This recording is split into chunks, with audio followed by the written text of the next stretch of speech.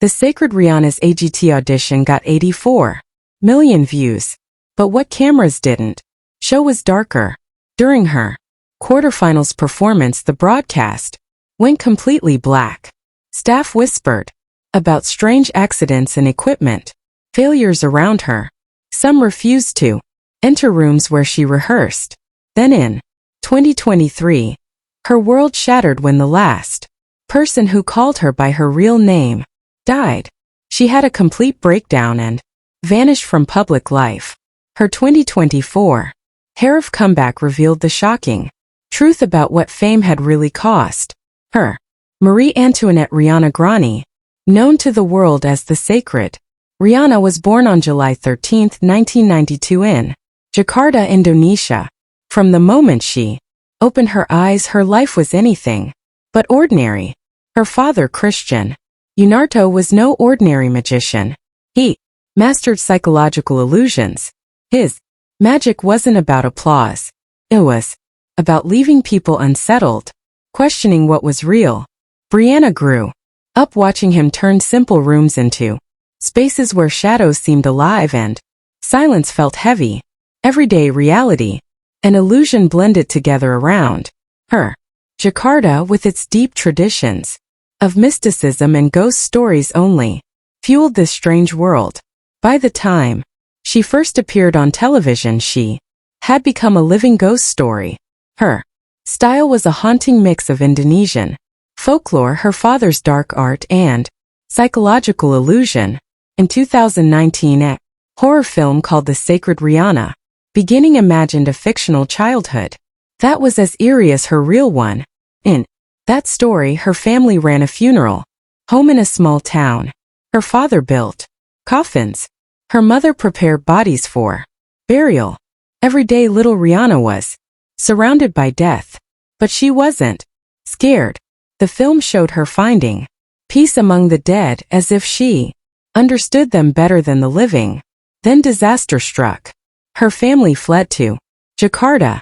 This loss of home, this uprooting, added more darkness to her world. The funeral home with its quiet sorrow stayed inside her forever. On stage you could see it in her unblinking stare and slow ritual-like movements. She became an artist who turned fear itself into magic. As a child, Riana rarely joined games or chatter. People called her unervingly observant. She would stand in corners, watching, thinking. She asked questions about life and death that left adults speechless. Ghost stories comforted her. Cemeteries and abandoned buildings drew her in. While other kids ran from shadows, she walked toward them. Her family saw it early. This wasn't just a phase. This was who she was. When Riana created her stage persona, she found inspiration in horror. Sadako, the ghost from the Japanese film Ringu, shaped her look, the long hair over her face, the white dress, the silent menace. But Riana added something new. She blended this horror with the magic of David Copperfield, Chris Angel, and Darren Brown. While they dazzled with wonder, she froze people with fear. Her movements weren't random. She trained for hours to perfect them. The sudden head twitch, the slow blink, the stiff puppet-like hands, even the bent leg stance that made her seem like a broken doll. Everything was planned. She stayed in character for hours, never speaking. Off stage, never letting the illusion break.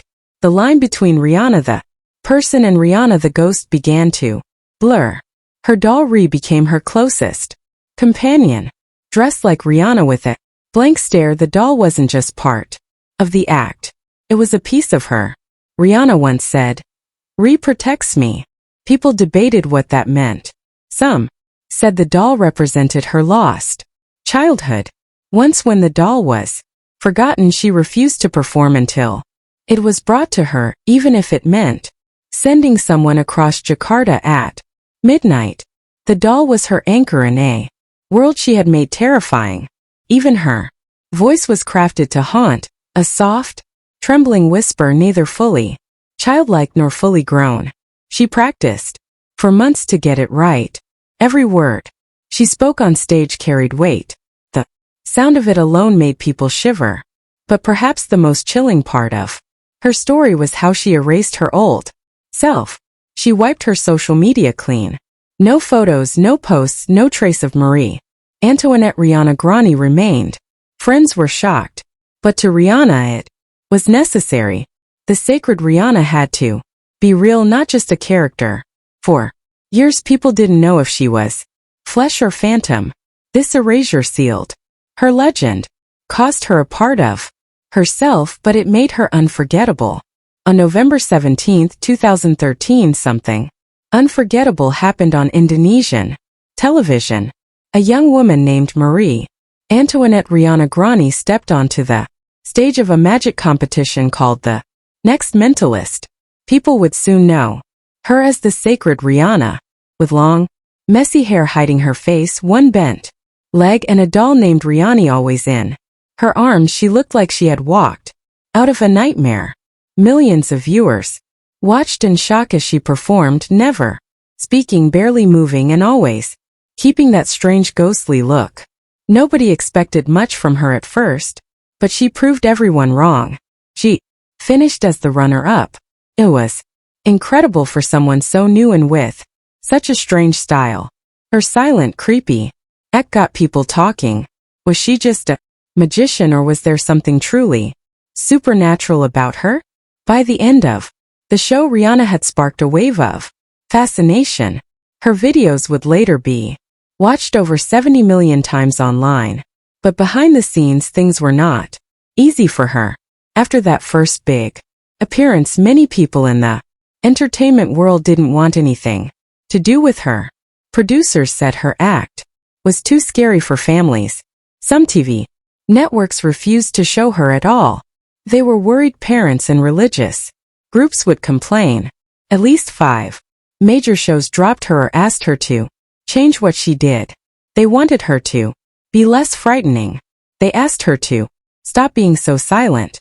They even told her to soften her makeup. Riana felt trapped. It seemed like her career might end before it really started. But instead of giving up, she kept going. The more they rejected her, the more determined she became. Slowly she won over the same people who once doubted her. Riana's biggest strength was also what made her life so hard. She refused to ever break character. Not on stage, not in interviews, not even backstage. She always acted like the sacred Riana. Even when cameras were off, she whispered instead of talking. She wouldn't look people in the eye. She kept that strange twitching. This made it hard for people to work with her. Some directors had to write notes because she wouldn't answer them directly. Some interviewers gave up because she'd only give one-word answers or stay silent. Even her team said it felt like she became the sacred Riana all the time, as if Marie had disappeared. She removed her real identity from social media and public life, trying to keep the mystery alive. From 2013 to 2016, Riana's life was far from glamorous. Even as her name became known, she was struggling with money. She often performed at small parties or local shows for very little pay. Keeping up her look cost a lot. Her costumes, makeup, and props needed constant care.